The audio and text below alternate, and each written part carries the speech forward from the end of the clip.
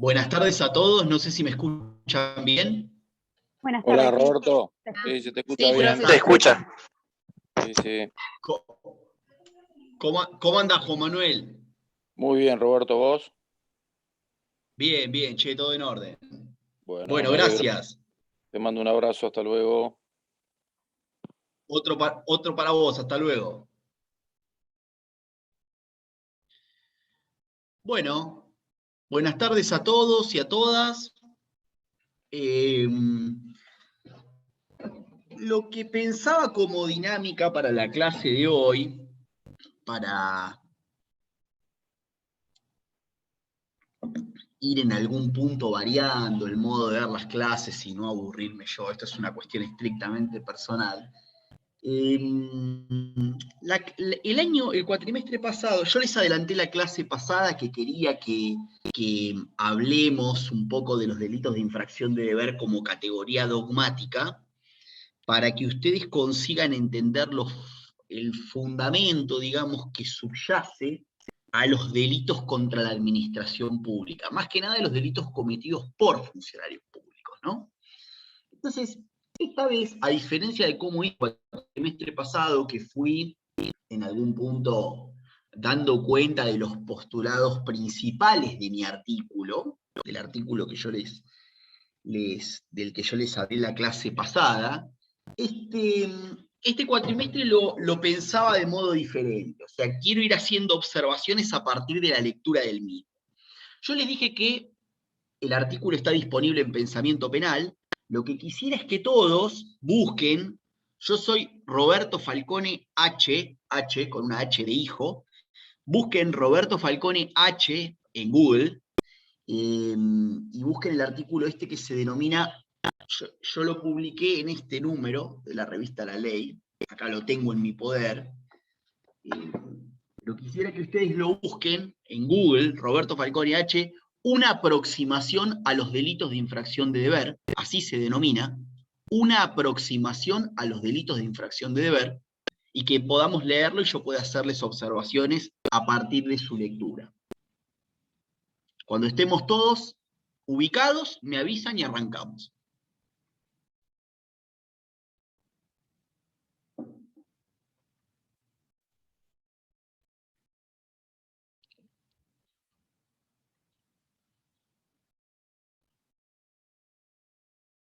¿Estamos todos en el artículo? A mí me gustaría que todos estén con el artículo, así lo vamos siguiendo, y yo les puedo ir haciendo algunas puntualizaciones que en definitiva evidencien qué es lo que para mí es más importante. Roberto, ¿no? Que eso también les va a resultar importante. ahí mandé al grupo Sí, del ya estoy, ya voy, que es lo que en definitiva les va a resultar. Bueno, al grupo del buenísimo. WhatsApp. Buenísimo. Entonces, de última, el que no. Muy bien, muy bien. Muy bien. ¿Están todos con el artículo ya? Sí. Bueno, Sí, profe. bárbaro. Bueno, por ahí lo que me gustaría es ir, digamos, que vayamos leyendo varios, así, bueno, así tampoco comprometo toda la clase a una persona. No sé quién se ofrece para empezar. Profe, yo lo tengo impreso del cuatrimestre pasado. Lo tengo ¿Lo acá tenés en la mano. Sí, sí. Bueno, ¿querés leer, Abigail, vos? Sí, no me molesta. Me gusta leer. Vamos. Adelante, muy bien. Pues, buenísimo. Empiezo en algunas nociones introductorias. Claro, muy bien, ahí. Bueno, empieza. No puede obviarse hablar de imputación objetiva al momento de caracterizar a los delitos de infracción de deber, lo cual supone necesariamente tratar la teoría de la acción penal.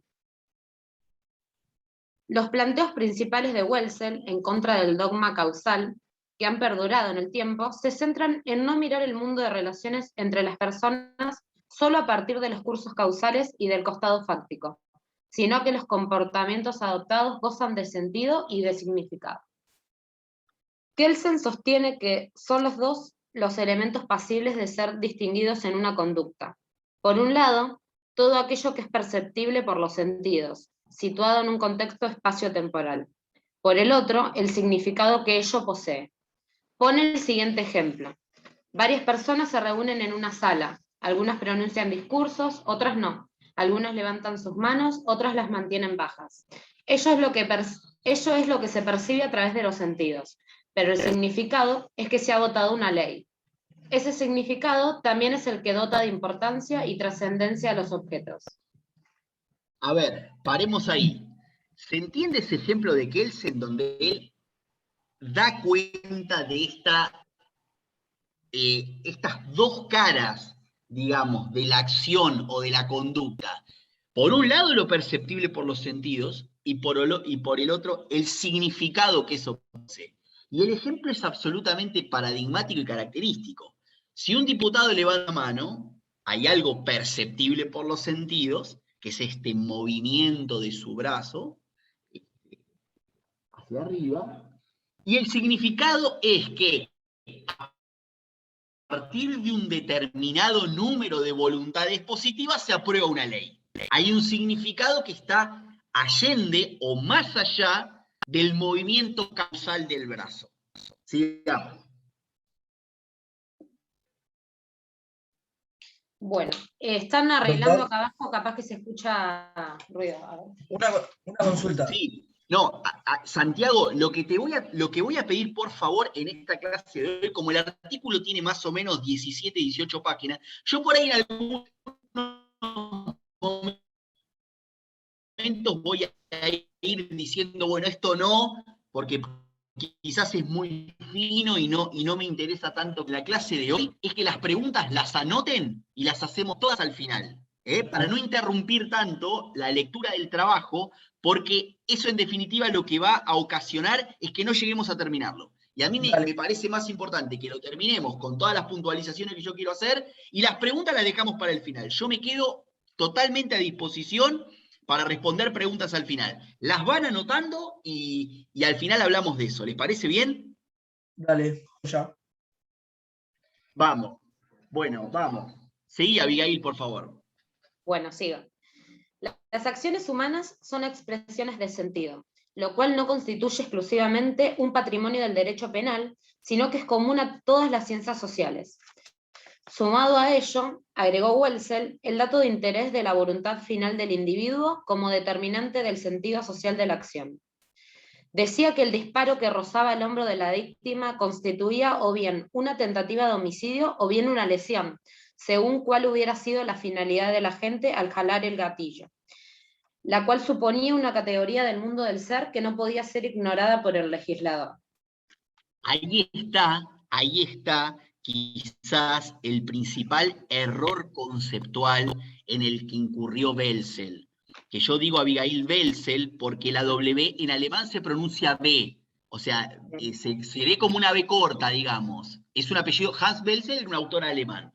La W en alemán, digamos, no sería como en inglés, como una U, sino que se lee como B en alemán. Entonces yo por eso les decía, el error capital en el que incurrió Welzel es esto de partir de la cabeza al mundo, mind to world.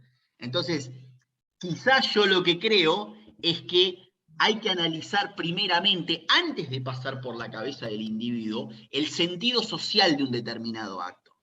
Yo no puedo, a la hora de calificar, me parece a mí, y bueno, y en esto obviamente que sigo al funcionalismo sistémico, si se quiere, encarnado por Jacobs y por toda su tribu de discípulos, digamos, de que no se puede partir de la cabeza para analizar el sentido social de las acciones. Primero el sentido social, para después arribar mediante la imputación a lo que aconteció en la cabeza de un individuo. ¿Se entiende? O sea, ¿qué quiso una persona en un determinado momento concreto? En rigor nunca podemos saberlo, porque nadie puede abrirle la cabeza a una persona para ver lo que pensó previo a actuar. Entonces nosotros lo que tenemos que analizar es el costado social de la acción, para luego realizar la correspondiente relación de imputación a la persona. Bueno, en realidad esto que les acabo de explicar es lo que dicen los 2 o 3 párrafos que siguen, a más de ver de evitación, del riesgo permitido. El riesgo permitido, tengan en cuenta, que es como el primer filtro de la imputación objetiva, para aquellos que creen en la imputación objetiva. A ver, yo quiero explicarles algo y quiero ser totalmente honesto con ustedes. En el momento en que yo escribí este trabajo, estaba absolutamente influenciado y marcado por estas ideas del funcionalismo sistémico que tanto me cautivaban.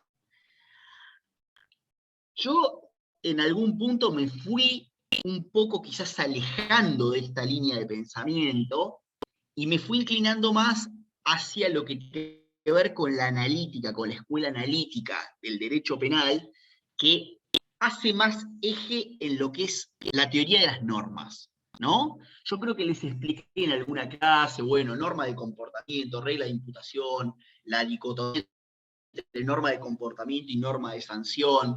Es algo quizás un tanto más complejo que abreva muchísimo en la teoría del derecho, pero yo esto les quiero aclarar. Van a ver un artículo, quizás quien recuerde cuestiones de parte general, quien tenga un poco aceitado ese lenguaje de la parte general, encontrar con que yo sigo en este trabajo, quizás de modo decisivo, la línea de pensamiento del funcionalismo sistémico más radical, que es la de Jacobs. Por eso. Eso es importante tenerlo en cuenta, y yo quiero decirles que en esto fui quizás un tanto mutando en mi modo de pensar, y hoy no escribiría este mismo artículo con las mismas palabras de punta a punta. Sin perjuicio de eso, para no generarles a ustedes un berenjenal inentendible, leámoslo de punta a punta, y yo quiero que ustedes comprendan lo más importante de mi planteo acá. Abigail, ya deja ese punto de nociones introductorias y vamos a albores y evolución de la categoría en estudio. Por favor. Bueno, empieza. Los delitos de infracción de deber, entre paréntesis, la verdad que no sé cómo se dice. Es Pflichtdelikt. Es como delitos de deber, vendría a ser una traducción literal del alemán. Pflichtdelikt. Bien. Surgen como categoría autónoma con Klaus Roxin. Sí, Y cabe destacar que su aceptación por parte de la doctrina no ha sido unánime. Hay que tener en cuenta que los mismos se suscitan en un ámbito, autoría y participación criminal, que mereciera por parte de Cantor, bueno, un autor que tampoco sé cómo se llama. Kantorowicz. Ya en 1910, la definición de capítulo más oscuro y confuso de la ciencia del derecho penal. Pero conviene realizar un repaso de los antecedentes históricos de la autoría. Bueno, muy bien. Hago un breve comentario, Abigail. Acá hago un breve comentario diciendo que la categoría de los delitos de infracción de deber fue primeramente urdida, postulada por Roxin. Por Klaus Roxin, quien deben conocer, ¿no? Obviamente de parte general. Él es el primero que habla de delitos de infracción de deber en el derecho penal, pero lo hace de modo muy sintético y de modo equivocado, en función de los postulados de Jacobs, que hacen que él rectifique también su propio planteo. Ya lo vamos a ver, pero quiero que se queden con esta idea. Él en 1963 empieza a hablar en autoría y dominio del hecho en el derecho penal, ahí está el original del alemán citado, en el punto 4, en la cita 4, la veo, habla de delitos de infracción de deber de modo, como les digo, sintético y equivocado. ¿Por qué digo equivocado? Bueno, porque él mete a todos los deberes en esta bolsa de delitos de infracción de deber, incluyendo equivocadamente a los delitos imprudentes a partir de registrar una infracción del deber objetivo de cuidado, y a las omisiones impropias del garante, donde también se infringiría este deber de garantía especial. ¿Pero por qué? Porque es equivocado incluir dentro de la categoría de los delitos de infracción de deber, tanto a los delitos omisivos impropios como a los delitos imprudentes? Bueno, precisamente porque los delitos omisivos impropios y los delitos imprudentes pueden caer en cabeza de cualquier persona en determinados contextos. No es que está seleccionado el destinatario del deber, como en los delitos de infracción de deber, donde justamente lo esencial va a ser la posición del autor en el mundo de los deberes, el autor como destinatario de deberes especiales a partir del ejercicio de un determinado rol. Así sería. Yo creo que ya lo dije antes, pero si no lo dije lo vuelvo a decir. Es fundamental estudiar esta categoría, porque esta categoría va a permitir explicar todos los delitos cometidos por funcionarios públicos, que es la bolilla que estamos estudiando nosotros ahora. Entonces, hasta es quizás más importante que conocer delitos en particular de funcionarios públicos, conocer el fundamento material mediante el cual registra la imputación a los funcionarios públicos por la comisión de delitos que solo ellos pueden cometer. No sé si se entiende. Esta es una categoría que está a caballo, con una pierna en cada lado entre la parte general y la parte especial, ¿no? Porque yo les planteo acá la dicotomía entre delitos de dominio y delitos de infracción de deber, y uno podrá decirme, pero profesor, esto es de parte general. Sí, perfecto. Es de parte general, pero con una aplicabilidad directa a la parte especial. Porque si yo en definitiva hablo del título de imputación correspondiente para justamente imputar los delitos a los funcionarios públicos, es evidente que hay toda una gama de delitos que van a registrar esta categoría como trasfondo de imputación. Entonces mal puede decirse que es un tema exclusivo de parte general. Es un tema que tiene una implicancia notoria en la parte especial, que le va a dar un fundamento material a todos los delitos cometidos por funcionarios públicos. ¿Estamos? ¿Hasta ahí? ¿O no se entiende? ¿Se entiende o no se entiende?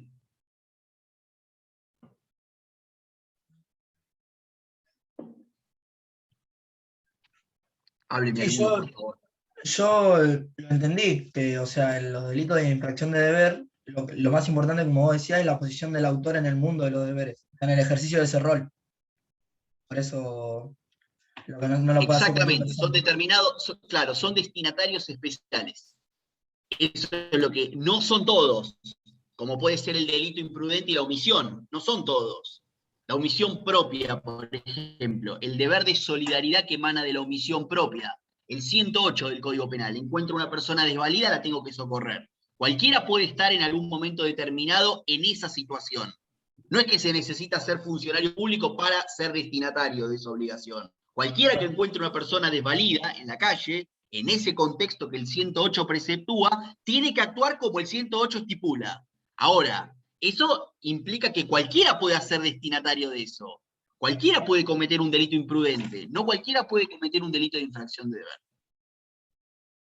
Esa sería un poco la idea. Bueno, sigamos Abigail ahí con el párrafo siguiente, por favor. Estábamos en el repaso de los antecedentes históricos de la autoría. En la Claro, segunda pero mitad, conviene realizar... pero conviene realizar un Ahí repaso está. de los antecedentes históricos de la autoría. En la segunda mitad del siglo XIX, el predominio de la tesis subjetiva era casi total, ello debido a la trascendencia que tuvo sobre la doctrina y jurisprudencia de su época el magistrado del Tribunal del Imperio Maximilian von Bury, quien ejerció sus funciones entre 1879 y 1896. Quizás el caso más paradigmático de aquellos años fue el de la Bañera, en el que se condenó como autora de homicidio a la madre que le solicitó a su hermana que ahogue a su hijo ilegítimo, por actuar precisamente con animus autoris, pero sin haber puesto ni un dedo encima del menor, mientras que la hermana, autora material del suceso, fue condenada como cómplice por haber actuado con animus soci, es decir, sin querer el hecho para sí. Ello implicó dejar de lado por completo la faz objetiva del hecho, lo cual generó ciertas resistencias doctrinarias que motorizaron un cambio de concepción. Bien, ¿se entiende eso? El magistrado del Tribunal del Imperio, Maximilian von Bury, era partidario de la teoría subjetiva de la autoría. La teoría subjetiva de la autoría dejaba de lado completamente la fase objetiva del hecho. Caso paradigmático de la época de 1940, el caso de la bañera. La madre le dice a su hermana, matá a mi hijo ilegítimo. La madre es condenada sin haberle puesto ni un dedo encima al menor como autora del homicidio, por, independientemente de no actuar en la fase objetiva, tener esto que se hablaba de animus auctoris. Y la hermana, que es en definitiva quien mata al hijo, por no tener ese animus auctoris, sino tener animus soci, es decir, ánimo de querer el hecho para otro, es condenada, pese a haberlo matado, como cómplice. ¿Esto, profe, puede ser que se relaciona con la teoría del dominio del hecho? O sea, No, después viene justo. No. La teoría del dominio del hecho es la que viene después, para contrarrestar justamente las inconsecuencias a las que arribaba la teoría subjetiva, que ahora lo voy a abordar justo. Ahora viene eso. Ahora viene eso. Sí. Eso, profe, es lo que se relaciona lo que estudiamos en la parte general con los delitos de delicta propia, ¿no? ¿Se habla de delito de mano propia o delito de delicta propia? No, los delitos de propia mano son los delitos que solamente puede cometer una persona determinada por el tipo penal. Los delitos de propia mano no es esto. Esta es una teoría subjetiva de la autoría en general. El delito de propia mano, ¿qué indica? Que no puede haber autoría inmediata, que no puede haber coautoría. ¿Por qué? Porque, por ejemplo, en el caso del 150 del Código Penal, ingresar en morada ajena, si el tipo penal semánticamente lo que dice es ingresar en morada ajena, no se puede ingresar en coautoría. Y si un autor mediato condiciona un instrumento para que ingrese, en efecto el autor mediato no ingresó. Entonces ese sería un delito de propia mano. Esto es una teoría más macro, es una teoría subjetiva de la autoría más general, de con qué ánimo se actúa. Pero está bien esa teoría. ¿Cuál? La del ánimo con que se actúa. Para mí está perfecta. O sea, para mí está bien que haya sido la autora que le hayan dado más pena a la que no realizó el acto. Por ejemplo, la madre que le dijo anda a matar a mi hijo no legítimo. Entonces, si no... a vos te...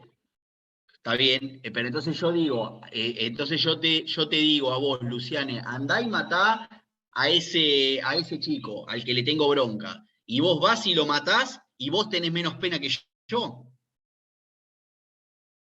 ¿A vos te parece que eso está bien? ¿A vos te parece que ese divorcio del costado objetivo, Luciane va y mata a una persona, ¿a vos te parece que vos sos cómplice?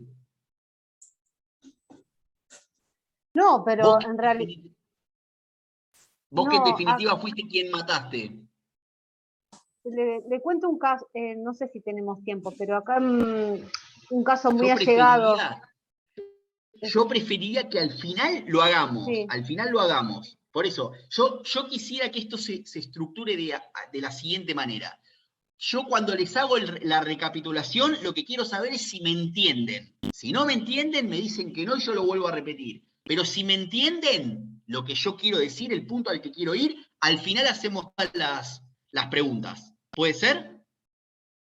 Sí, perfecto. Entonces este punto para usted que está mal, que la madre haya sido la... Para mí la teoría subjetiva de la autoría es equivocada, porque le falta el costado objetivo. Sí, eso pienso yo. Bien. Sigamos. El resultado... Perdón, esta teoría entonces fue abandonada. O sea, sí, la teoría subjetiva de la autoría fue abandonada por el dominio del hecho. Listo, perfecto. Seguimos entonces. Bueno, el resultado fue ni más ni menos que la teoría del dominio del hecho, urdida por primera vez por Hegel en 1915, pero elaborada cabalmente, tal como la entendemos hoy en día, por Welsel, a partir de la teoría finalista de la acción. Ella tuvo en cuenta a la hora de trazar los límites de la autoría tanto el aspecto subjetivo cuanto el objetivo, aporte externo. Decía Welsel que autor es el señor del hecho, donde él es señor sobre la decisión y su ejecución. Quien lo instiga o colabora con él participa ciertamente en el hecho, pero no es señor sobre el hecho. Maurach, de modo complementario, agregaba que dominio del hecho es tener en las manos, abarcado por el dolo, el curso típico del suceso, y tiene dominio del hecho todo interviniente que se encuentre en la situación fáctica por él conocida, que pueda, conforme a su voluntad, dejar transcurrir, detener o interrumpir la realización del tipo. Ello supuso condensar en una misma teoría tanto una faceta objetiva como una subjetiva, ya que el ser, señor del hecho, englobaba la totalidad de estos aspectos. Lo expuesto implicó que la teoría gozara de una recepción casi unánime hasta nuestros días, a punto tal de que se identifica normalmente la autoría con el dominio del hecho. Bien, ¿se entiende ese punto? A raíz de las inconsecuencias que traía la teoría subjetiva de la autoría, Hegel y posteriormente Welzel, de modo mucho más aquilatado, inventan esta teoría del dominio del hecho, señorío sobre el hecho, decide y ejecuta. Entonces, esa teoría condensa tanto aspectos subjetivos como objetivos. Y en definitiva viene a neutralizar las deficiencias que tenía la teoría subjetiva de la autoría. ¿Se entiende el punto? Bueno, sigamos.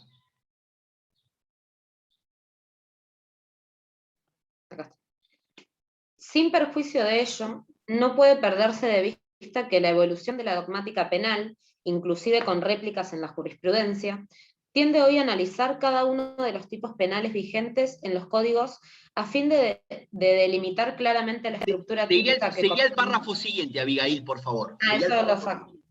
Hecha tal aclaración. Hecha tal aclaración, cabe decir que el surgimiento de la categoría de los delitos de infracción de deber está directamente relacionado con la imposibilidad por parte del dominio del hecho de dar respuesta a los casos en que lo trascendente resulta ser la posición del autor en el mundo de los deberes, por ejemplo, los delitos cometidos por funcionarios públicos. En ellos, el verdadero dominio del hecho que posea el intraneus respecto de la concreta situación típica no es, para la nueva concepción, lo verdaderamente importante, sino que lo realmente trascendente es el deber infringido por el autor en lo que hace el correcto ejercicio de la administración pública, o lo que es lo mismo, la lesión a los intereses públicos que le fueron confiados. Bien, hace un alto ahí, por favor. Porque ahora viene la posición de Roxin, que es a mí la que menos me interesa decirles a ustedes, porque hago un desarrollo de 3 o 4 párrafos de la posición de Roxin, donde Roxin avala la autoría mediata en infracción de deber y la coautoría en infracción de deber. Cosa que Jacobs no hace. ¿Por qué? Porque Jacobs dice, la posición del deber es estrictamente personal. No interesa la autoría mediata, no interesa la coautoría, no interesa la participación. Lo único que importa es la autoría, lisa y llana. Es decir, cualquier persona que ostente un deber especial en el marco de la categoría de los delitos de infracción de deber ha nacido exclusivamente para responder a título de autor, independientemente del grado de participación, independientemente de la fenomenología de la participación correspondiente. Es decir, exclusivamente como autor, e independientemente también del título de imputación que le quepa. ¿No? Esta categoría permitiría, supónganse, a un, qué sé yo puedo poner como ejemplo un ministro de Economía. Un ministro de Economía que maneja la hacienda pública y resulta ser que no va ningún día a trabajar. Se queda en la casa. No va a trabajar. Y los subalternos, que son los que van al ministro de Economía, están en definitiva malversando caudales públicos, desviando dinero y metiéndoselo en su bolsillo. Entonces, evidentemente, la conducta del ministro de Economía en relación a ese saqueo a las arcas públicas no es dolosa. Es decir, el tipo no va a trabajar. Puede catalogarse como imprudente porque no custodia lo que tiene a su cargo custodiar. Ahora, ese título de imputación de una modalidad de comportamiento imprudente, para esta categoría no va a ser de interés. Va a responder como autor de un delito de infracción de deber y podrán imputársele los delitos cometidos por sus subalternos a él. ¿Por qué? Porque lo relevante termina siendo la posición del autor en el mundo de los deberes. Él tiene el deber de fomentar el buen funcionamiento de las arcas del Estado a partir del rol que ostenta como ministro de Economía. ¿Se va entendiendo? Bueno. Sí, perfecto, profe. ¿Se entiende bien? Por lo menos yo sí lo entendí bien. Bueno. Vamos a, fíjate Abigail, cuando, así ya salteamos el pensamiento de Roxin, porque no los quiero martirizar con Jacobs, Roxin, prefiero que se entienda bien a dónde yo quiero ir con el artículo, que es a robustecer un poco el pensamiento de Jacobs, concretamente. Fíjate ese párrafo que arranca diciendo Jacobs va más lejos aún y no habla. ¿Lo encontraste? Sí. Bueno, arranca de ahí. Jacobs va más lejos aún y no habla de infracción de deberes que nacen de relaciones extrapenales, sino que pone el acento en la infracción de normas éticas o de deberes de solidaridad, siendo estos deberes jurídicos o a veces extrajurídicos. Ello representa una concepción radicalmente opuesta a la de Roxin, lo cual debe ser clarificado ya que implica la legitimidad misma del título de la imputación. Recapitulando, la diferencia sustancial entre Roxin y Jacobs es que el primero de los autores mencionados habla de deberes extrapenales, mientras que el segundo habla de deberes extrajurídicos. Sería novedoso que se entienda los mismos como deberes penales provenientes de tipos que toman conceptos que tienen su propio significado en variadas ramas del saber jurídico. Cosa, propiedad o posesión del derecho civil, funcionario público del derecho administrativo, pero que contienen un alcance propio y determinado en el ámbito del derecho penal, precisamente por el grado de autonomía que ostenta este último saber. Esto, de cualquier modo, ha sido fuente de viva discusión en la doctrina, pero no deja de ser la opinión mayoritaria que los deberes específicamente penales que genera el derecho penal deben abrevar en conceptos de la misma naturaleza. Claro, a ver. El tema este de que yo creo que es ineludible que la categoría de los delitos de infracción de deber en algún punto abreve de lo que sucede en otras ramas del derecho ajenas al derecho penal. Y me paso a explicar. O sea, esto que escribí acá por ahí necesita un complemento más, me parece. Ahora lo veo. Es importante para poder delimitar claramente el surgimiento del deber jurídico penal, por ejemplo, las competencias que un determinado funcionario tiene a través de lo que se conoce como misiones y funciones de determinadas áreas. Yo para ver cuál es el deber jurídico del ministro de Economía, del que hablábamos en nuestro anterior ejemplo, necesito ver cuáles son sus misiones y funciones en el organigrama del Estado. Entonces, yo, a partir de ver concretamente cuáles son sus competencias, voy a ver dónde nace su deber penal. No es que él está obligado a todo el tiempo por ser ministro de Economía, pero de anigrama de misiones y funciones, de lo que en definitiva dará cuenta el derecho administrativo, yo voy a poder concluir o analizar el inicio del surgimiento del deber penal. ¿Desde dónde y hasta dónde? ¿No? A partir de las misiones y funciones. Eso significa que yo ahí estoy abrevando en determinados conceptos propios del derecho administrativo. Para ver dónde nace su deber penal, yo necesito saber cuáles son sus misiones y funciones. Para ver, en definitiva, qué es lo que él está obligado a fomentar. Fíjense, el lenguaje de Pavlik, que acá, en el lenguaje de Pavlik, que es un discípulo de Jacobs, hay dos tipos de competencias para el ciudadano, dice Pavlik. Se escribe P-A, ya lo vamos a ver citado más adelante. P-A-W-L-I-K. Dos tipos de competencias. Competencias de respeto son todas aquellas que caen en cabeza de cualquier ciudadano, que es en definitiva esto de la prohibición del neminem laede. Yo tengo el deber de dejar al otro tal como está, no empeorar su situación. ¿Qué significa? No matarlo, no robarle, no lesionarlo, no violarlo. Por ejemplo, competencias de respeto, dejar al otro tal como está.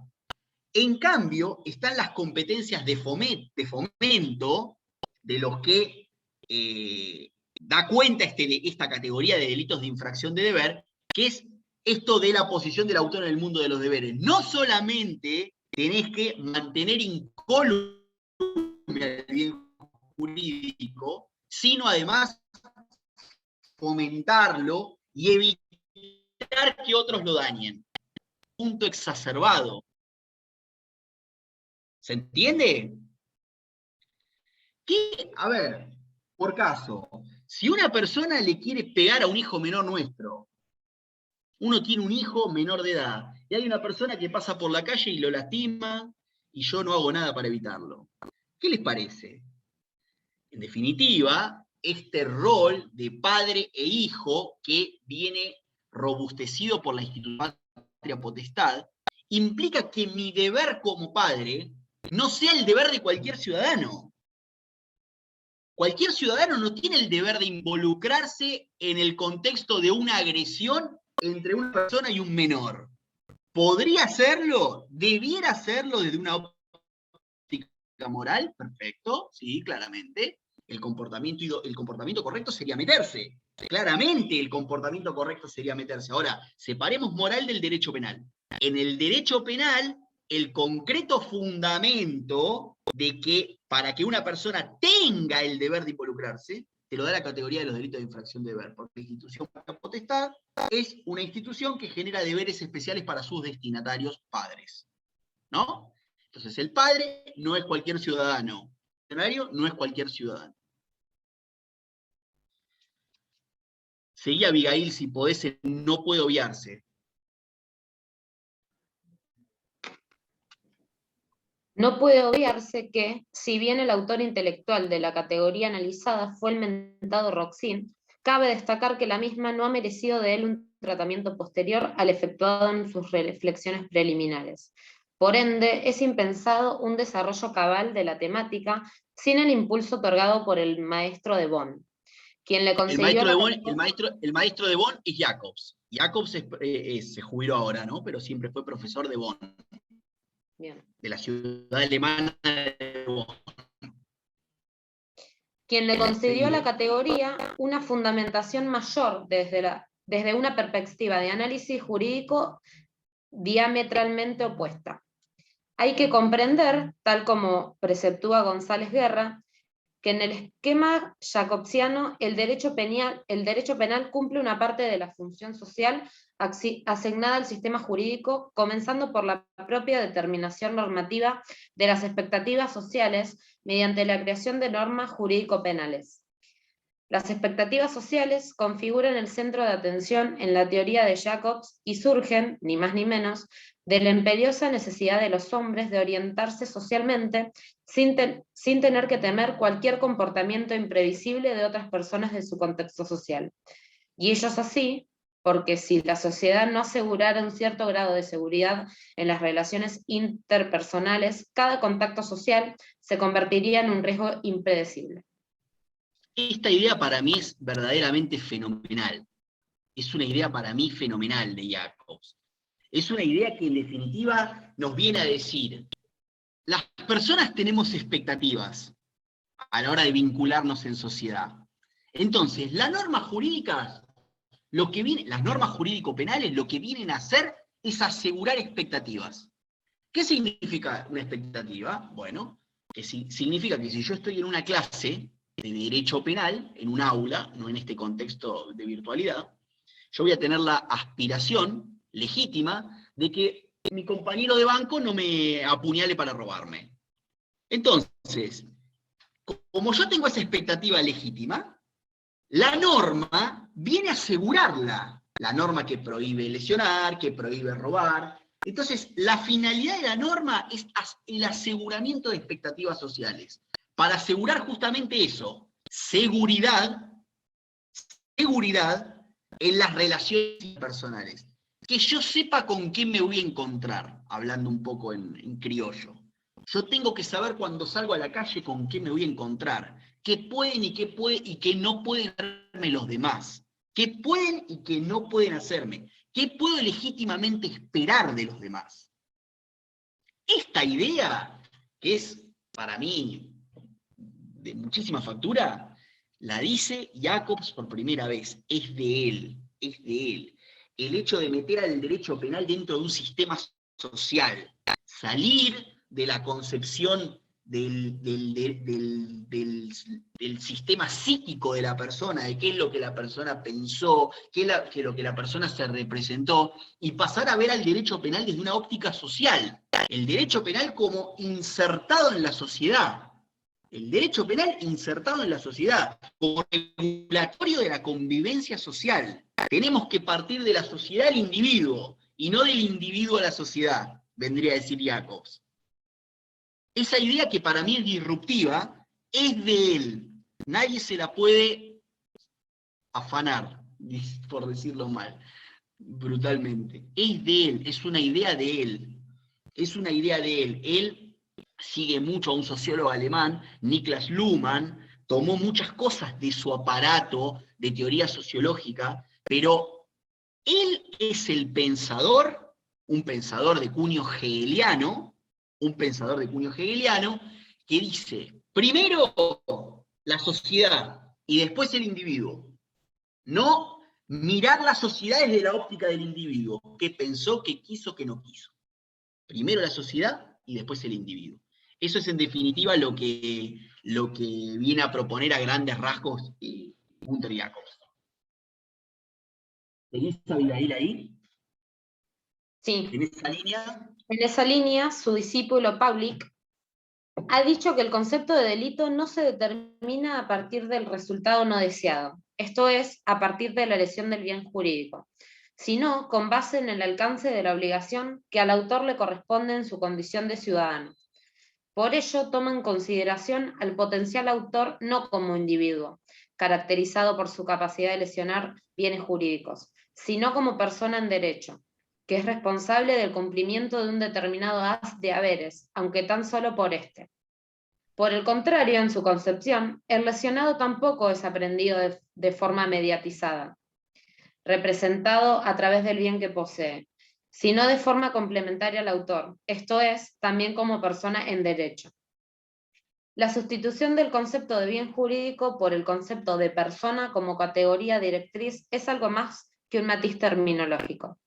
Esta tiene en cuenta que la producción y aseguramiento de las condiciones de la vida conjunta de los hombres no guardan relación con la protección de una cantidad de objetos valiosos cuantificable, sino que responden al problema de la delimitación de espacios de libertad personales, presuponiendo que el orden social en cuestión merece los costes que se imponen al infractor de la norma. Bueno, el funcionalismo sistémico, Jacobs, Lesch, Paulik, critica el concepto de bien jurídico. Él dice, ellos dicen, porque lo dicen en banda, en eso son totalmente impenetrables, son homogéneos, lo que importa es la norma. Lo que importa es estabilizar las normas de modo contrafáctico a través de la sanción. No importa el bien jurídico como el bien jurídico propiedad, el bien jurídico integridad física, importa estabilizar normas en el derecho penal. Importa estabilizar normas. Cuando la norma no fue respetada, hay que estabilizarla de modo contrafáctico. ¿Por qué contrafáctico? Porque debió haber sido respetada y no lo fue. Entonces, esa estabilización normativa, ¿qué va a implicar? Una sanción penal. a través de la sanción penal, toda la ciudadanía puede ver que la norma de una determinada persona se autorizó, en definitiva lo que merece es ser legitimada, porque esa norma aún rige los contactos sociales. ¿Se entiende? ¿Estamos bien ahí? Sí, se entiende, profe. Bueno, el funcionalismo sistémico, ¿seguís ahí? El funcionalismo sistémico considera central, además de lo ya manifestado, a la esfera de competencia del autor y la posición que adopta en el mundo de los deberes, siendo el concepto unitario esencial en materia de autoría el de incumbencia. La primera caracterización está constituida por los deberes generales, lo que en su terminología es conocido como deberes en virtud de competencia de organización, cursos de acción dominables por el autor. Es decir, toda persona por su condición de tal debe cumplimentar en un mundo de relaciones ciertos deberes cuya inobservancia puede acarrearle responsabilidad penal. El primero de ellos, y más importante, es el de no dañar a los demás en sus bienes. Pero, con la condición de respetarlo, cada persona tiene la posibilidad de configurar su libertad. Si realiza un mal uso de la misma, y el derecho desaprueba tal consecuencia, ello supondrá inevitablemente responsabilidad jurídico-penal. Tal noción parte de una idea que nace con Feuerbach, bueno, no sé cómo es. Feuerbach, se pronuncia. De que exclusivamente por intermedio de acciones era posible cometer delitos, predominio de las formas comisivas, necesitándose de esfuerzos extremos para punir comportamientos omisivos, pues la moral debía escindirse claramente del derecho. Pero sin perjuicio de ello, Jacobs entiende la cuestión en los siguientes términos.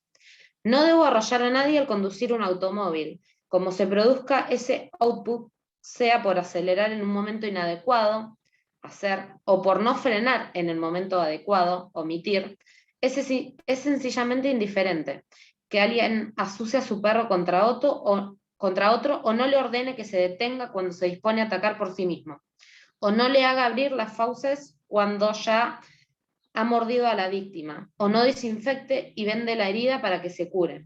Es todo lo mismo, todo resulta equivalente. Se trata de la usurpación de la organización de un cuerpo ajeno. ¿Ven esto? Esto es también clave. Él, Jacobs, es un autor que en definitiva difumina los límites entre acción y omisión. Él dice, acción u omisión no es importante. En definitiva, lo que está sucediendo es que estoy excediendo los límites de mi libertad en perjuicio de un conciudadano. No importa de qué modo fenomenológico se dé la conducta. Es decir, no importa si el acento lo pongo en que yo veo a una persona a la que le tengo bronca en la calle y acelero o venía rápido y no freno. En definitiva lo mato. Si yo vengo con un perro peligroso, no importa si yo lo aliento para que muerda, o cuando está mordiendo no lo separo, o cuando lo mordió no hago nada. Es decir, yo en definitiva lo que estoy haciendo es usurpando la organización de un cuerpo ajeno. En otras palabras, metiéndome en su esfera de libertad, indebidamente. Entonces, él es un autor que va a correr los límites entre acción y omisión. No lo va a ver como tan importante en derecho penal. La distinción esta clásica entre la acción, la omisión. Él va a decir, esto en definitiva es un todo. No importa si tenemos que hablar de acción, de omisión. No. Se puede plantear, un hacer, un actuar es un no omitir. Lo que él quiere decir es que en todo tiempo se puede cambiar el foco de análisis y vamos a terminar hablando de lo mismo. Claro, ahí lo vamos a ver después, lo que no me quiero adelantar, pero no sé si vamos a llegar a la parte esta de Sánchez Vega. Bueno, a ver, sigamos con la lectura, a ver si llegamos a la parte de Sánchez Vera y si no la omitimos. El segundo complejo de deberes. Bien. El segundo complejo de deberes está compuesto por aquellos que provienen de la competencia institucional de la persona, los cuales no tienen relación con la vulneración de las características generales de la libertad, sino, en cambio, con una deficiente utilización de la misma, pero vinculada a una condición especial del autor, que genera también obligaciones especiales, de esencial importancia para que la sociedad funcione. Acá lo trascendente es la relación institucional entre la persona que detenta el deber especial y el derecho que le compete proteger.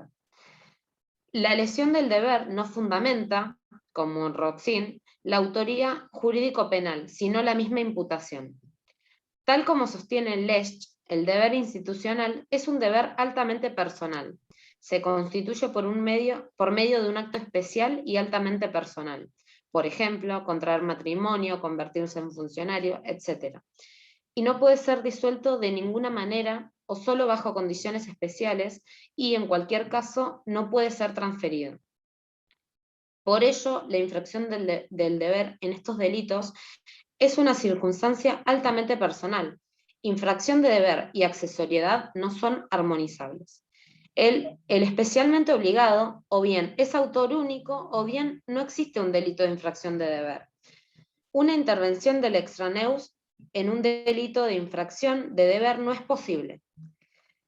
En los delitos de infracción de deber no hay absolutamente ninguna diferenciación de las distintas formas de intervenir en el delito, y así ni cualitativa ni cuantitativa. Muy por el contrario, rige el principio de autor único. Todo quebrantamiento del deber, ya de propia mano, ya mediante aportes cuantitativamente preferentes o de poco valor, ya mediante un hacer positivo o por omisión, conduce a una responsabilidad completa como autor. Muy bien, la idea que quiero que se queden grabada a fuego es que en los delitos de infracción de deber solamente se responde a título de autor. No hay participación, no hay autoría mediata, no hay coautoría. Hay solamente autoría para la posición de Jacobs y sus secuaces, ¿no? Porque Roxin sí habla de coautoría, de autoría mediata, pero no me interesa eso. Yo quiero que ustedes se queden con esto. En los delitos de infracción de deber se responde a título de autor.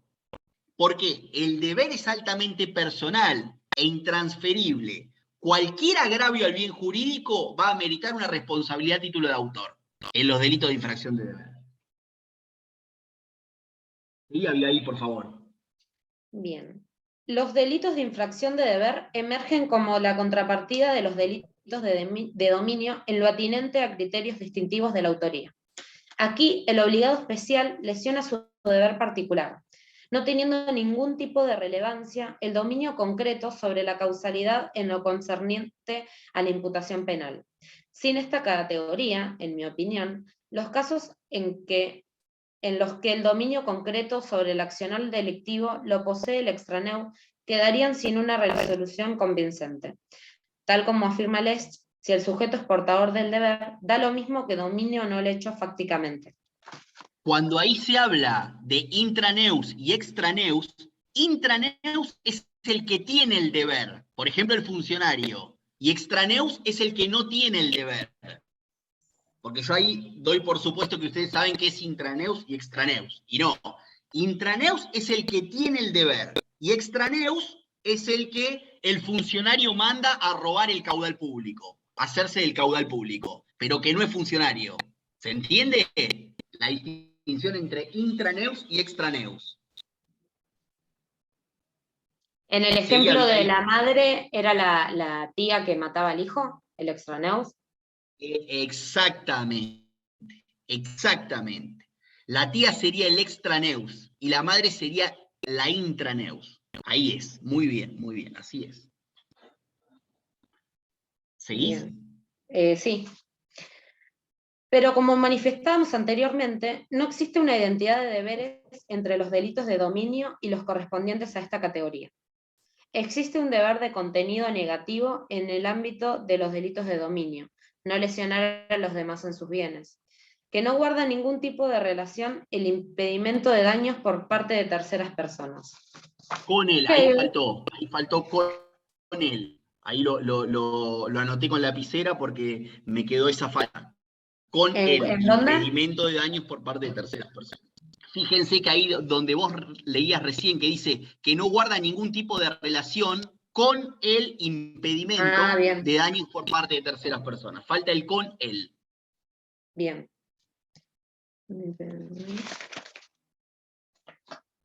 ¿Sigo? ¿Sí? Hegel lo definía de modo muy claro. Sé una persona y respeta a los otros como personas. Los comportamientos, tanto activos como omisivos, en el marco del cumplimiento del deber, deben encontrarse dentro de los parámetros del riesgo permitido. El modo concreto del cumplimiento del deber general de no dañar a los demás es indiferente para el derecho, siempre que el mismo se cumpla debidamente.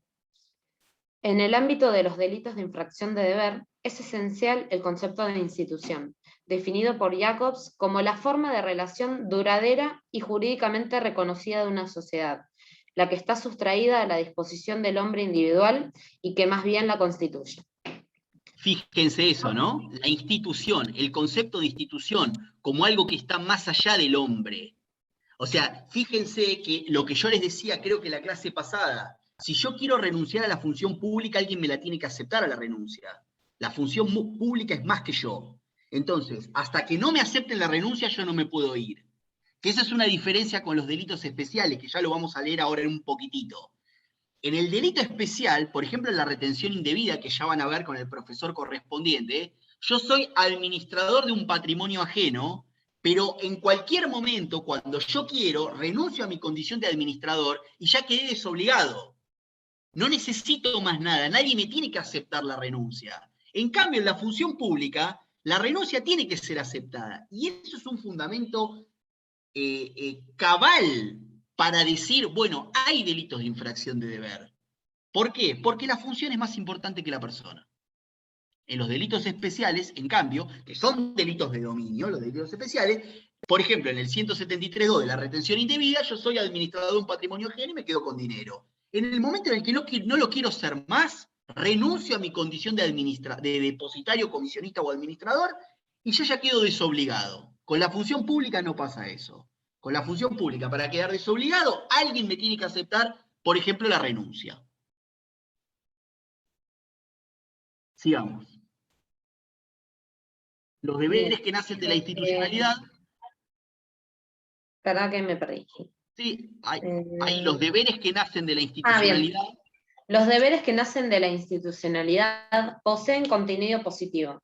Ya no se trata exclusivamente de la abstención de dañar a los demás, sino de un deber de protección y fomento sobre los bienes que se tienen a cargo a partir de una relación institucional, y su incorrecto ejercicio acarrea responsabilidad jurídico-penal. Dice este autor que lo que se trata es de establecer un mundo en común con un beneficiario. Las instituciones estatales contribuirán con el aseguramiento de las expectativas normativas y por ello deberán funcionar ordenadamente. Las instituciones más importantes para el derecho penal, según Jacobs, serían los siguientes: la relación de padre e hijos, el matrimonio, la confianza especial y, en el caso de los deberes genuinamente estatales, las relaciones estatales de poder, la función policial de velar por la seguridad elemental para la ciudadanía, el deber de velar por la sujeción a la ley de quienes están vinculados a la administración pública, así como la administración de justicia como principio fundamental del Estado de Derecho. Al anterior de las mismas, se genera un mundo en común entre el obligado especial y el bien objeto de protección y custodia, el cual supone que lo esperado respecto de él no sea idéntico a lo que se espera de cualquier otra persona. Según González Guerra, las instituciones sociales que configuran deberes institucionales con expectativas penalmente aseguradas deben poseer para la existencia de la sociedad la misma importancia que la libertad por la organización y la responsabilidad por las consecuencias. Ese es un sinalagma de Hegel. Ese es un sinalagma que viene de Hegel. Libertad de organización, responsabilidad por las consecuencias. Se le dice al ciudadano, usted tiene libertad, pero usted va a responder por las consecuencias de la utilización deficitaria de su libertad. Cada uno tiene libertad para organizar su vida como quiere. Ahora, responderá por las consecuencias de la organización deficitaria de esa libertad. Ese es un sinalagma que viene de Hegel, para que ustedes lo sepan. Ahí está, hago anotaciones. De lo contrario, se llegaría a la necesaria consecuencia de hablar de dos categorías o niveles de imputación. Una categoría superior para los delitos de dominio y otra inferior para los delitos de infracción de un deber, hecho que en la práctica no se da en ninguna legislación vigente. Pues bien, de ello cabe extraer que no todas las instituciones sociales serán lo suficientemente relevantes como para configurar deberes institucionales que generen expectativas sociales penalmente asegurables. A saber, el número de instituciones con relevancia para la responsabilidad jurídico-penal encontrará un límite en la necesaria equiparación entre la importancia de la institución en cuestión y la libertad por la organización y responsabilidad por sus consecuencias. Y ello por la notable ampliación de la responsabilidad del sujeto, que pasa a estar obligado a velar por la institución, y ya no solo evitando los peligros que surjan de su propia esfera de organización, sino también de cualquier otra esfera de organización ajena. Bueno, Abigail, el párrafo siguiente no lo leas porque es la distinción entre delitos especiales y delito de infracción de deber que les acabo de explicar. Entonces, yo como quiero quedarme contestando preguntas, ahorrémonos 2 párrafos, el siguiente y el que dice nuevamente con González Guerra, y pasemos a en lo concerniente y leemos hasta el punto 3. Y ya después arrancamos con algunas preguntas. Bien. Bueno, yo sigo, vos decime hasta ahí. Dale. En lo concerniente a la autoría en esta clase de delitos, podemos decir que el modo mediante el cual el autor diseña su conducta nada repercute en la infracción al deber, que es lo verdaderamente sancionado. Ello guarda estrecha vinculación con la imposibilidad de que el obligado especial sea partícipe y no autor de un delito de infracción de deber. La lesión del deber no es mensurable cuantitativamente, sino que hace a la calidad de la intervención. El autor, mediante su participación en el hecho, altera la relación institucional con el bien confiado a su cuidado. No puede dejar de recordarse en este punto la preciosa observación de Freund en relación a que los funcionarios públicos no pueden pretender las ventajas del cargo y exonerarse de los deberes y responsabilidades que ello conlleva. Al prestarse el consentimiento para actuar en la función pública, se asumen los deberes inherentes a ella. De cualquier modo, cabe destacar que la accesoriedad se encuentra alejada de los modelos normativos de imputación, teniendo más vigencia en los modelos causales. Por su parte, como ya se insinuará, en esta clase de delitos no es relevante si el comportamiento del autor se activa a través de una acción o bien de una omisión, ya que la lesión del mundo en común entre el obligado y el bien es totalmente ajena a ello. Además, no podemos perder de vista que la redacción de los tipos penales, verbigracia, el del homicidio o el del abuso sexual, no obtura la posibilidad de su interpretación en términos normativos a efectos de evaluar las múltiples posibilidades comisivas que se presentan. Sin perjuicio de ello, plantea Lesch que de lo dicho tampoco se deduce que no pueda haber en ningún caso una intervención accesoria entre el extraneus y el obligado especialmente. Pero el extraneus solo puede adquirir esa unión con el especialmente obligado por organización y no coalición del deber. Que el intraneus lleve a cabo un delito de infracción del deber no quiere decir que no se haya podido también organizar algo. El especialmente obligado no es simplemente administrador de una relación institucional, sino también alguien que está obligado a configurar su ámbito de organización de forma no defectuosa. El portador de un rol fundado institucionalmente puede realizar, junto al delito de infracción de deber, también un delito de organización, o accesorio, y desde el punto de vista normativista, común. Ejemplo, el padre que alcanza al asesino de su hijo un cuchillo. No es solo autor de un delito de infracción de deber, sino a la vez cómplice de un delito de organización. Hay pues en sí 2 delitos en los que el intraneus interviene. De todas formas, tal complicidad no merece en la mayoría de los casos ni tan siquiera ser mencionada. Según indiscutibles reglas del concurso, la complicidad queda desplazada por la autoría. Asimismo, y en esto sigo los postulados de Jacobs en su manera de encarar el tópico, se encuentra vedada en esta clase de delitos tanto la coautoría como la autoría mediata. La lesión de deber es siempre personal. Ello así, aunque el plan común parta de 2 obligados especiales, ya que no existe un atentado mancomunado al deber, sino que éste se encuentra siempre en cabeza de una persona individualmente considerada. Gobierna aquí la noción de autoría única, ya que como sostiene Caro Young, el obligado especial ha nacido solo para ser autor directo, no así coautor, ni autor mediato, ni partícipe, como instigador o cómplice. Bueno, muy bien, paremos ahí. Chicos, yo igual, chicos y chicas, les digo lo siguiente. Yo sé que una primera aproximación a este tema es chino básico para ustedes.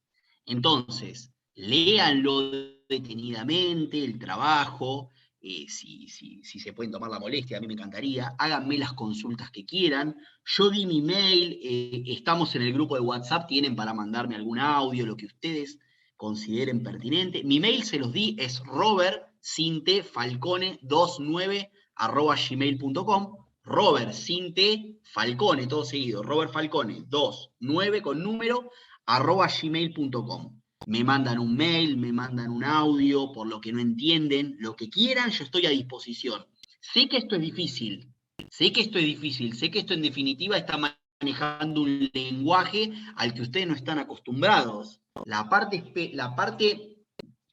general en nuestras facultades está gobernada en algún punto por la omnipresente figura de Zaffaroni. Entonces, por ahí muchas veces lo que pasa es que encaramos todo desde Zaffaroni y lo que no está en Zaffaroni pareciera ser que no existe en el mundo.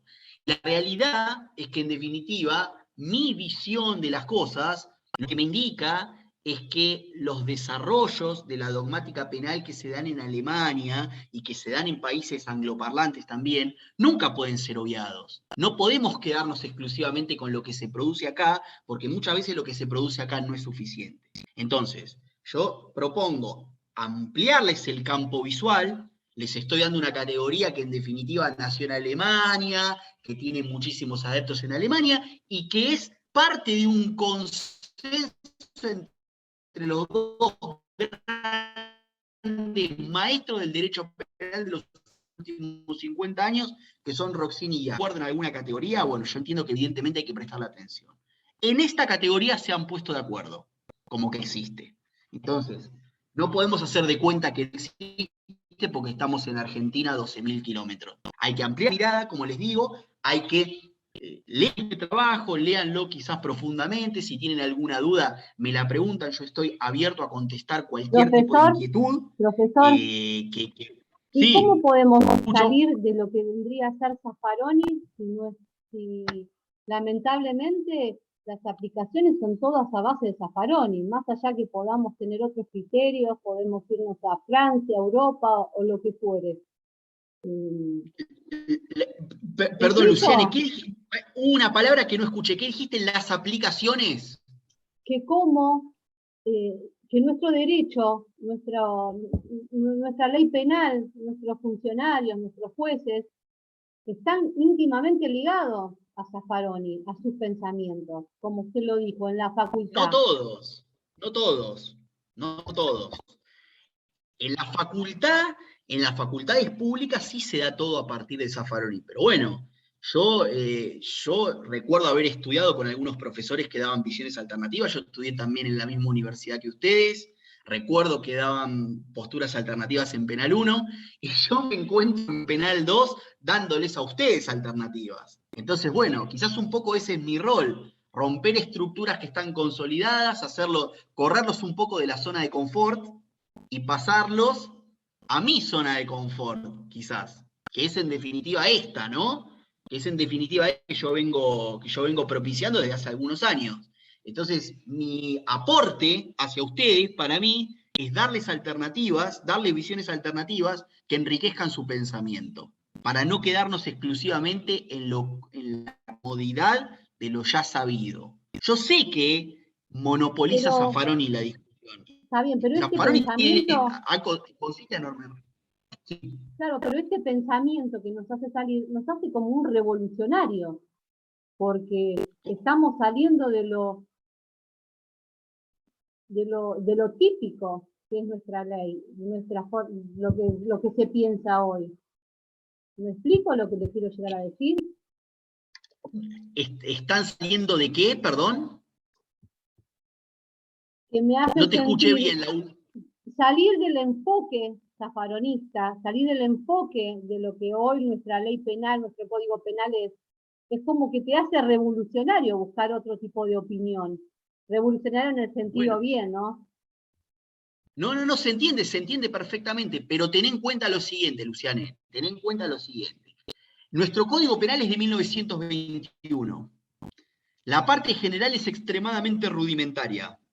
¿Qué significa esto? Que no existe ni operador tribunalicio ni profesor universitario que no acuda a complementos de la letra de la ley para reforzar una determinada concepción de la parte general, ¿no? La parte especial está mucho más ceñida por los tipos penales. Ahora, la parte general admite una elaboración doctrinaria que es receptada por los tribunales. Entonces, a partir de ahí, yo lo que entiendo es que cada uno elige en qué camino por qué camino quiere ir. O sea, hay alguien que propone de modo absolutamente respetable. Por ejemplo, Zaffaroni parte de una concepción agnóstica de la pena. Zaffaroni no consigue darle a la pena ninguna misión, no lo alcanza a saber, como un agnóstico de la religión. Dice que es algo que te excede, que vos no podés lograr en algún punto escudriñar acabadamente. Entonces, quienes partimos de que la pena sí tiene una misión, bueno, evidentemente ya estamos zarpando de un puerto completamente divergente, ¿no? Porque él parte de eso para fundar una concepción del derecho penal que, si ustedes leen el Tratado Blanco de Zaffaroni es loca la lagia, hay unas paginitas que son paradigmáticas, que son 10 o 15, donde él habla del método, el método que utiliza. Y él dice, mi método es la reducción del poder punitivo del Estado. Yo planteo esto, planteo el derecho penal claramente como garantía del imputado, para reducir al máximo la interpretación de los tipos penales y de la parte general, la interpretación incriminatoria, digamos. Ahora, hay visiones alternativas, hay visiones que parten de la legitimidad de la pena como institución y a partir de ahí van a sostener un derecho penal no tanto o no exclusivamente, diría yo, como garantía del imputado, sino un derecho penal como regulador de la convivencia social, que obviamente tiene que contemplar las garantías del imputado, pero también tiene que pensar en la víctima de los delitos, porque el derecho penal regula la convivencia social, no es exclusivamente, como decía von List, creo que era, ahora estoy dudando si era von List o Carrara, alguno de ellos dos, la carta magna del delincuente. Decía von List, para mí era, von List. El derecho penal como la carta magna del delincuente. Esa postura es parcial, según mi parecer, porque hay que complementarla con el costado de regulación de la convivencia social. El derecho penal, a través de normas jurídicas, regula la convivencia social y nos dice a cada uno de nosotros qué es lo que podemos y no podemos, debemos y no debemos hacer en ciertas y determinadas circunstancias. No sé si se entiende mi respuesta.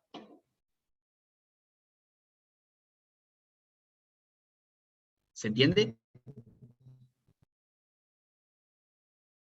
Se te cortó el audio. Sí, se me trabó la compu. Sí, se entendió. Bueno. ¿Me quieren hacer alguna pregunta más? Chicos, después, chicos y chicas, nuevamente, lean detenidamente. Si me quieren hacer una pregunta después de repasar el trabajo, alguna duda que les quedó, estoy a disposición. Y si me quieren preguntar ahora también, como ustedes quieran. Abigail, vos que tomaste la palabra, ¿alguna duda? Doctor, una pregunta. Sí, adelante. Por ejemplo, usted dijo, la función es más importante, la función pública es más importante que la persona. O Sí. La finalidad de la norma es asegurar la expectativa de qué puedo esperar de los demás. Y entonces, en base a esas ideas, un funcionario público no puede aceptar una docena de facturas, porque lo que importa es la sociedad, la víctima de los delitos sería la sociedad.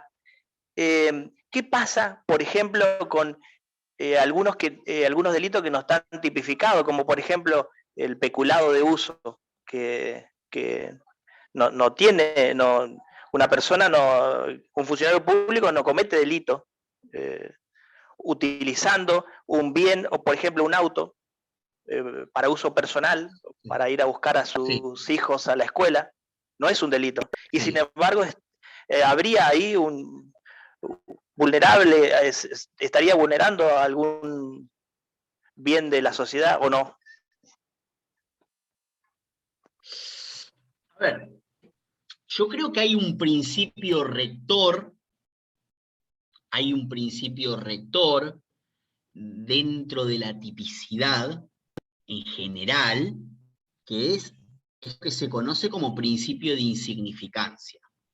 Es decir, hay conductas que formalmente conculcan una determinada norma de comportamiento penalmente reforzada, pero cuya persecución penal se desaconseja a partir de la insignificancia.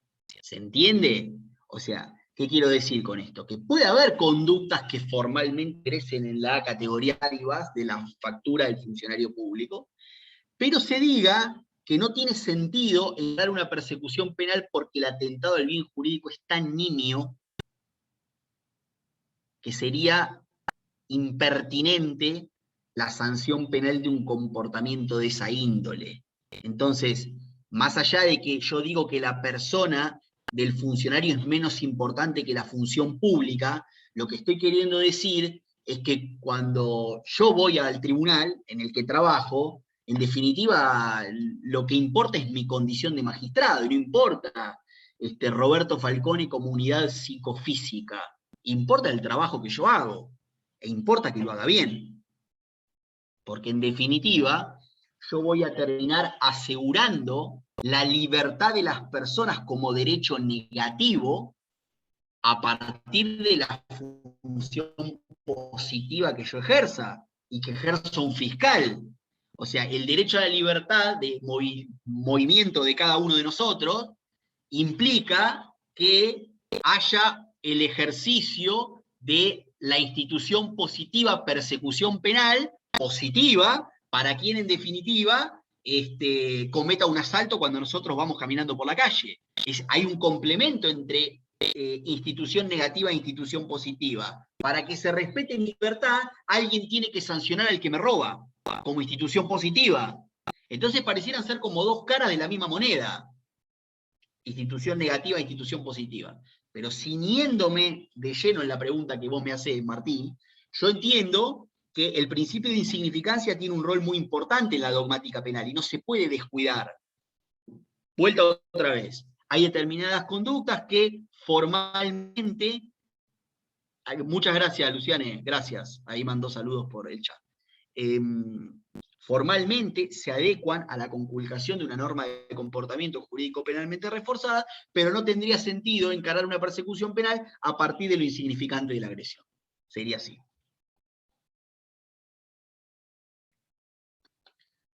¿Alguna otra pregunta que me quieran hacer? ¿Me quieren hacer después de leer? Si me quieren hacer después de leer, ningún problema. Después de releer el trabajo, ya la clase que viene vamos a arrancar con otros temas, seguramente con enriquecimiento ilícito y algo vinculado, pero bueno, si en la semana me quieren preguntar algo de lo que vimos hoy, yo encantado. A mí no me quedó clara la relación de los delitos de dominio con infracción de deber, o si son cosas distintas, y por qué no incluimos los delitos especiales, o sea, siempre como que los diferencias con los delitos de infracción de deber. Yo tenía entendido que los delitos especiales son aquellos cometidos por digamos, o que requieren de una calidad especial del sujeto.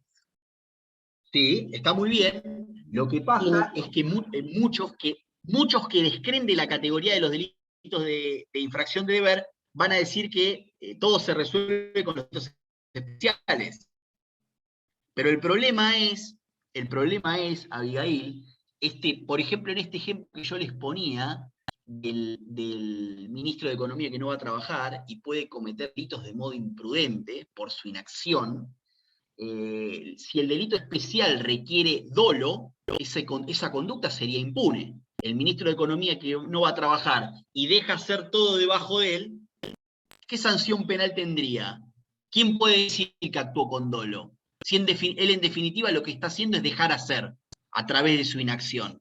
Ahora, si nosotros acudimos a la categoría de los delitos de infracción de deber, en definitiva, vamos a encontrar que con un título de imputación de menor valía o de menor entidad, como la imprudencia, vos al ser de todos modos responsable por el fomento del bien jurídico que está a tu cuidado, vas a ser penalmente responsable, en virtud de que la categoría de los delitos de infracción de deber va a acreditar esa responsabilidad.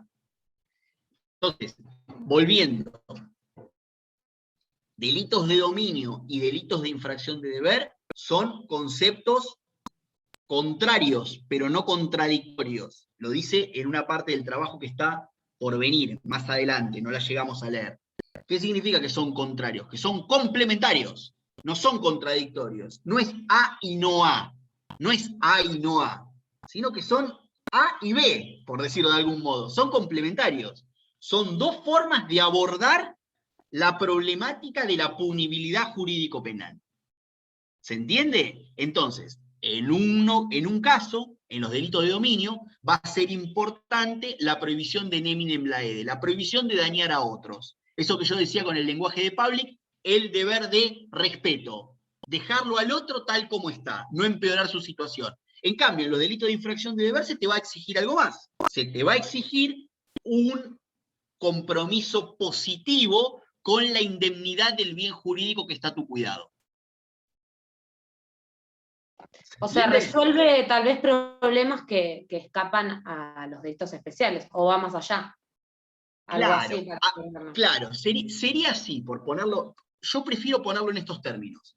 Al brindar una fundamentación material alternativa, te permite resolver de modo mucho más aquilatado, mucho más consecuente, mucho más coherente, eventuales lagunas que se puedan generar en la punición. ¿A partir de qué? A partir de este fundamento material de que el bien jurídico, administración pública, tiene que estar a debido resguardo por parte de la persona que tiene el deber específico de resguardarlo.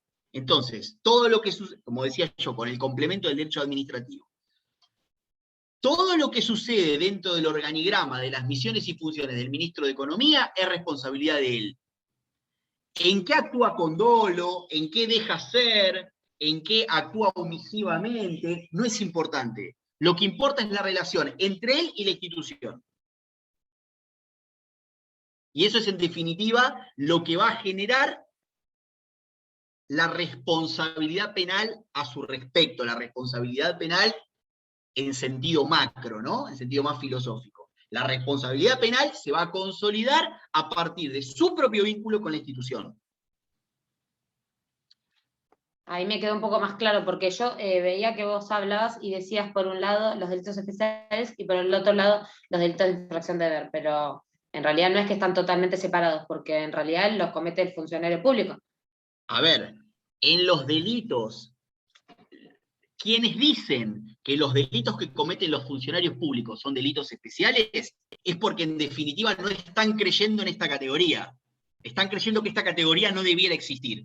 Eso es importante que lo tengas en cuenta. Quienes creen en la categoría de los delitos de infracción de deber, van a decir que los delitos especiales propios cometidos por funcionarios públicos son delitos de infracción de deber, no son delitos especiales. No debieran llamarse delitos especiales. Y un ejemplo de delito especial sería el 173.2, de la retención indebida. Ese sería un ejemplo de delito especial para quien cree en la categoría de los delitos de infracción de deber. ¿Se entiende? Ellos van a decir, sí, hay delitos especiales. Los que creen en la categoría van a decir, hay delitos especiales, pero no son los cometidos por funcionarios públicos. Son aquellos que tienen un determinado destinatario, pero ajeno a la institución, ajeno a la responsabilidad institucional. A partir de que vos asumiste un determinado compromiso en un determinado sector de la actividad, vos asumís ciertas responsabilidades, de las que te podés desligar en el momento en el que vos quieras. El administrador que presenta la renuncia a su cargo de administrador. Ese sería un delito especial para quienes creen en la categoría de los delitos de infracción de deber. Quienes no creen en la categoría van a terminar diciendo los delitos de infracción de deber son delitos especiales. Y van a incluir ahí a los delitos especiales propios cometidos por funcionarios públicos. ¿Se entiende? Sí, ahora entendí mejor. Bueno, muy bien. ¿Alguna otra duda? Lo que hablaba, viste, de los delitos de infracción de deber, la diferencia con los delitos de dominio es lo que hablaba de la competencia de fomento. Además de no dañarlo, hay que fomentar, siendo funcionario público, fomentar y evitar que otros lo dañen, ¿no? Exactamente. Competencia de fomento en lenguaje de Public. Él habla de competencia de fomento. Así, tal cual. No solo no dañar, no solo dejarlo tal como está, sino fomentar la incolumidad del bien jurídico. Así sería. Gracias. No, por favor. Bueno, chicos y chicas, si no hay más preguntas, nos dejamos acá. Cualquier duda, como les dije, estoy para contestar mails, audio, lo que quieran. Un gusto y les agradezco que se hayan quedado hasta el final escuchando este chino, que es para ustedes todo esto. Bueno, siempre hay una primera vez. Gracias por todo, Hasta luego. Gracias, Hasta buenas luego. tardes. Hasta luego.